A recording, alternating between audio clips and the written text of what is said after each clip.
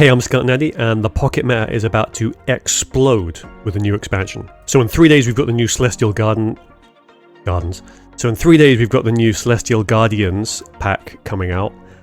Obviously there's a lot of new cards, we haven't seen them all yet. They're probably going to get spoiled like Monday, Tuesday, and I'll do a video on that. But the main thing we've seen from the trailer right now is that we are getting rare candy, and just this item alone is going to absolutely make us take a second look at most of the, well, a good chunk of the cards in the game. Because this lets you get into your stage 2s earlier, or makes them more reliable, we now have to basically look at every stage 2 card that exists in the game and consider it again. So one thing that rare candy does is it makes stage 2's decks just more reliable in general.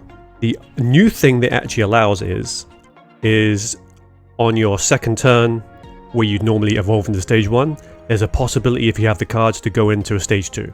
And that's just something that hasn't really existed before in the game. So since the beginning of Pocket, we've always been dominated by the basic EXs. So Genetic Apex, you had Mewtwo EX and Pika EX, Charizard was also there.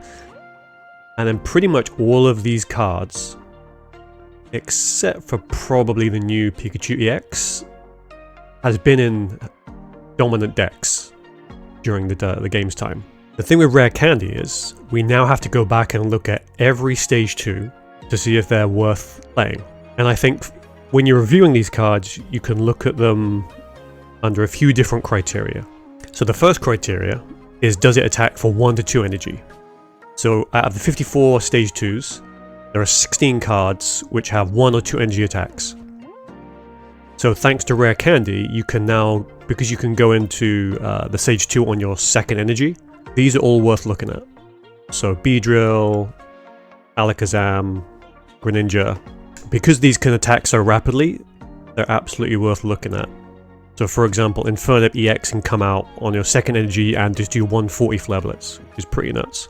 And then we've got already a meta staple, which is Gallade EX. Can come out swinging early as well. So one of the problems with Gallade is it does a lot of damage, especially if you're up. It doesn't. So one of the problems with Gallade is, yes, it does a lot of damage if your opponent has 3 or 4 energy, it can one-shot in some circumstances. The issue tends to be that by the time you get the Gallade out, your opponent is set up, they've got their energy, but maybe there's a cape, and they're in a position where maybe they can take one Gallade hit, or the Gallade just doesn't do enough damage at that stage in the game to close it out. Whereas if you get the Gallade out 1-2 turns earlier, and it can sort of chip for 70-90, and then if your opponent dares to put more energy on, it just does more damage. It makes a huge difference. So the second criteria I would look at is abilities, because now you don't have to worry about energy, all you have to worry about is getting the evolution out. So for example with Pidgeot, you've got Drive Off, which is basically free Sabrinas every turn, which is really good. Gardevoir was great back in Genetic Apex with Mewtwo. The weakness was, can you get Gardevoir out? If that's easier, do we see I'm pretty sure we'll see some kind of psychic list coming out of that. Greninja, absolute monster now, just because of that extra 20 damage. Sometimes the difference between winning against a Greninja deck, or like a deck that's using Greninja, is, oh, they didn't get the Greninja out in time, so I won. That's less of an issue now for them. So I think you'll definitely see Greninja popping up now, I think, a lot more. Also, you've got things like Serperior, which just has a great ability. We could see Serperior Celebi come back if Serperior can ramp up the Celebi more reliably.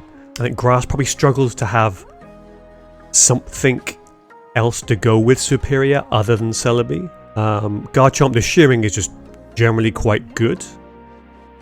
And then Crobat, similar way to Greninja, but you need the Arceus to proc it as well for the 30 damage, but that's quite obscene. Butterfree's Powder Heal is also good as well. But definitely with these cards and any cards that come out in the future, if they have a good ability, you can now get into them more reliably, and it makes them much more of a consideration. So the third consideration is, does the stage 2 basically win you the game? Now, true that is for other Pokemon, but it's definitely true for Charizard.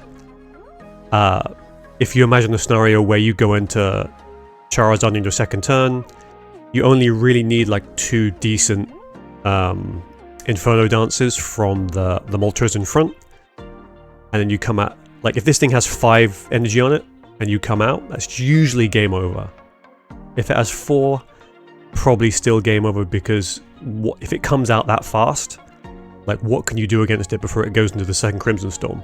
So I absolutely think you're going to see, just because one thing we haven't seen too much of in the game at the moment, at least on the top end, is hit point creep. We've seen the previewed Stage 2 EXs coming out, Solgaleo and Lunala? 180. I think the only one, I think Venusaur's 190. It doesn't matter when it's weak to fire. Everything dies to Charizard. Pretty much. Okay, if you cape to 200 and you have a blue, but no one plays blue, so maybe they will now, I don't know. The general rule is, yeah, nothing lives through a Crimson Storm. So obviously the main one of the weaknesses of the deck is they didn't find the Charizard, or they couldn't find the Charmeleon probably, and that's how you win. If you're putting rare candies in, you don't have to worry too much about getting the Charizard out.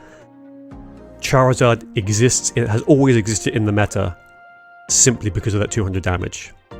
If you look at most top cuts in tournaments these days, there's probably 1 or 2 Charizards. I don't think that's going to change. It might.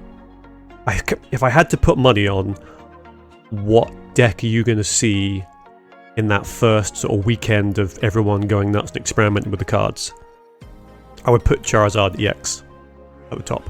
It's going to depend on what else we get in the set. If there's anything that works against Charizard, or anything that can tank a Crimson Storm, which I don't think is likely. But I absolutely think you're going to see a flood of Charizard players. Also, because like a lot of, at the kind of start of a new expansion, everyone's probably already got Charizard EX. Everyone's just ready to go. All they need is the rare candies, probably. I mean, that's, unless there's something crazy in the new deck, that's probably the only change you're going to need to make to like a Charizard deck, is probably pop out a Charmeleon and pop in 2 candies. But the other consideration is, can we now run double stage 2 decks? Because before, really you want to be running like a basic and a stage 2, or maybe a stage 1 and a stage 2, because you're just adding more failure states to your deck. Now, I mean, we've already seen Beedrill and Meowscarada in this meta. I think there's an option for it to come back, because not only are they stage 2s that can be made more reliable, they're both stage 2 attackers.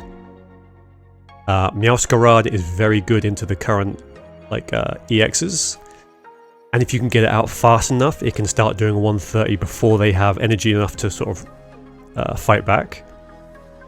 The Beedrill, if that comes out, let's say you go turn 2, you go second, and it comes out on the second turn. Crushing Spear removing energy. If the active slot is where they're putting their energy and building something up, forget about it. Not happening. Like, that's just game ending, just removing energy. So this is probably going to be a deck to watch out for initially. I mean, the other things we've seen is like Meowscarada, Magnezone, but Magnezone, sure, you could play it like that, but I think you need the stage 1 for the Magnezone to work at all. So I don't think you're going to see like Magnezone plus another stage 2. Although, I mean, I guess it would help you get into the other stage 2, so maybe a rare candy in that kind of deck might work. So while rare candy is obviously a very good card for those decks, I guess the weakness is, and always has been with Pocket, is there are a lot of good cards in the game, but you only have 20 slots. Probably 16 because you're running double Pokeball, double Professor. So the question is, what do you drop?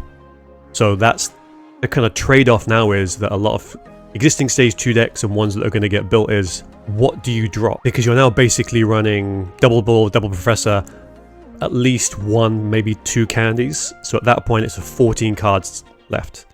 I think one of the main things I've seen people looking at is dropping one of the stage 1s.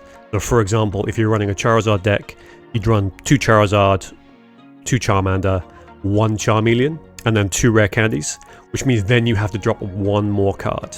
So probably another item card or support trainer. But that does still give basic EXs a kind of niche or advantage where they have a lot more options of like supporters and stuff they can put in, whereas with the stage 2 decks you're still limiting yourself because you're putting more Pokemon in. Those are my quick thoughts on the new rare candy item coming out in about 3 days. Hope you enjoyed the video. If you did, please drop me a like, maybe a little cheeky subscribe, and I will see you later, yeah?